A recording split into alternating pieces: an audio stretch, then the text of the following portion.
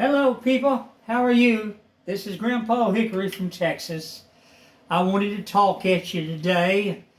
I'm going to wave at you from Texas. We've had a lot of bad weather here. A lot of things have been happening. I've been out walking and doing stuff. I just came in kind of cleaned up and changed clothes into something I can relax in. And I got my boonie on. We used to have to wear these all the time. And I've kept mine. I have quite a collection of them. But I wanted to talk to you today about something that happened, I believe it was November 10th, 1973. It was on national news, and everybody talked about it. I don't know if you ever looked at the Grand Ole Opry, if you're familiar with Grandpa Jones. He's the one that came up with that song, Autumn Leaves. If you've never heard that song, I invite you to go on YouTube and request the song Autumn Leaves by Grandpa Hickory. It's a beautiful song, and I believe String Bean was in on that recording, I believe. Now, I'm not quite for sure. I can't remember. It's been a long time ago, and I've slept a lot since then. But Grandpa Hickory loved String Bean and Grandpa Jones. I loved Hee Haw, and String Bean and Grandpa Jones was on Hee Haw a lot, and they were both on the Grand Ole Opry. They were regulars practically on Grand Ole Opry. But Grandpa Hickory did that song Autumn Leaves. You know, it goes like, autumn leaves that lie scattered on the ground, the virgin flowers that were here now can't be found. All the friends that he once had are not around. They are scattered like the leaves upon the ground. And it goes on, but you'll have to listen to it. It's a beautiful song. Me and my wife loved it for years. We loved it. It's a beautiful gospel song. It really is. I mean, it was sung in a lot of gospel meetings. And Grandpa Jones played the organ, the banjo. And they had an organ player, a piano player, and I think they had String Bean also playing his banjo and singing too, and somebody else. I think there was a trio on that. I can't remember everybody. It's been so long ago. But I wanted to talk to you about home invasions. Now, we call it home invasions today here in 2024. Okay, well, String Bean and his wife Estelle, he had done a show on Grand Ole Opry, and they left there and they went to their home on Ridgetop, Tennessee, and he had a trap set up. It's a string across his driveway up by his house, so if anybody came up, if that string was down, he knew somebody was there. Well, when he pulled in, his light shone on the front door of his house,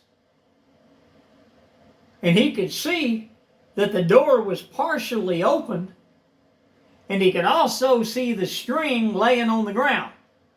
Now, here's where he made his mistake.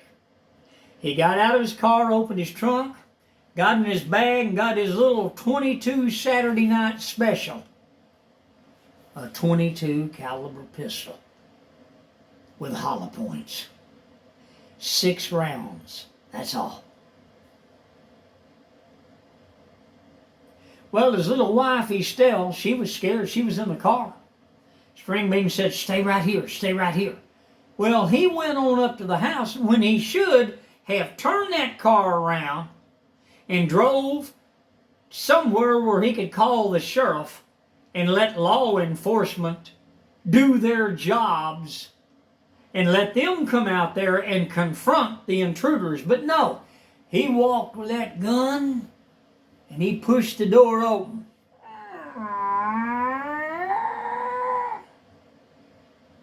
There he was, silhouetted, plain to see, and there was two boys in there, little Brown brothers. One was John Brown, I can't remember the other punk's name. They were white trash hippies, low-life drunks. They were high on drugs, and they had broke in, and String Bean looked around, and everything in there was tore all to pieces inside his cabin. And he was like, huh? Well, he stepped inside, and he looked over, and he saw John Brown had his .22 rifle. And it was loaded with about, I think it had 20 rounds of long rifle hollow points. Grandpa Jones and String Bean did a lot of squirrel hunting there in Tennessee. And String Bean and his wife were just common, ordinary country people. Peaceful, loving, loved God, loved everybody. Well, these two men had come in their home looking for money. And they had heard String Bean had a lot of money on him. So they couldn't find it inside his house, so they waited for him and got his guns. They had the other one, John Brown's brother, had the 410 shotgun that Estelle carried. You know, she went squirrel hunting too. She was a wonderful helpmate to String Bean.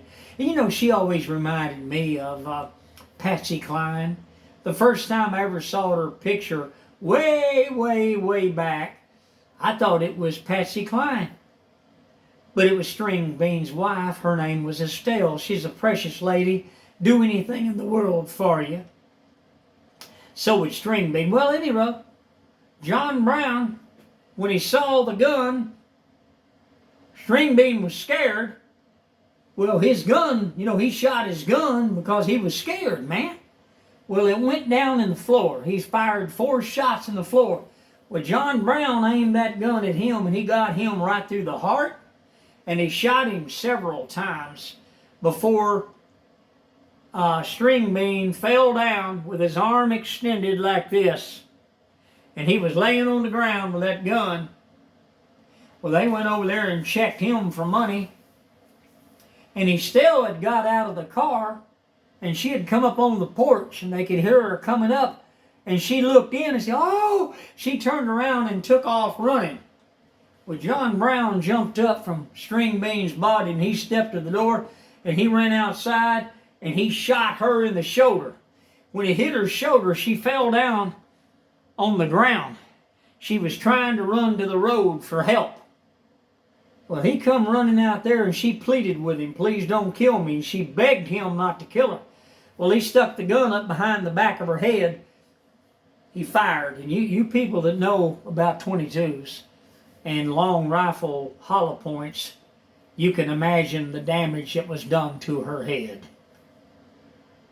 Well, he got her purse away from her, and he went on back up the house, and him and his brother checked the body of String Bean. They found $250 cash, and String Bean had a secret pocket that was sewn in by Miss Estelle, his wife, and he had over $3,500 in there, but they didn't know it.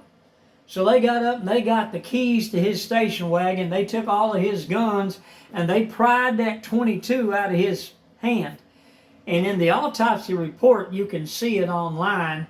His hand is still just like this, just like it's holding that pistol. And did you know that John Brown has been freed on parole this past week?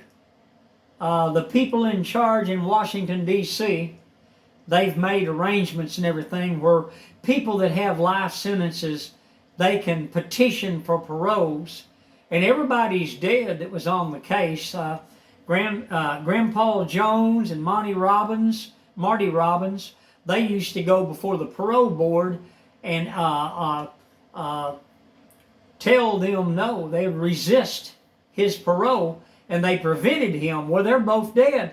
So John Brown put his parole in, and he got it. He's out on parole. Now he's free for murdering String Bean and String Bean's wife, Miss Estelle. They were peaceful people, just like you and me. They loved God. They never bothered anybody. They'd do anything in the world to help people. But these are the followers of Satan. See, Satan is the one that orders the murders of people. Satan is the one that gets people to move, and he motivates them into murder. And this is what happened. Now, today, we call this home invasion of what these two individuals did. But it's so sad that this happened November the 10th, 1973 in Ridgetop, Tennessee. And I'll tell you what, the world lost two wonderful, wonderful people.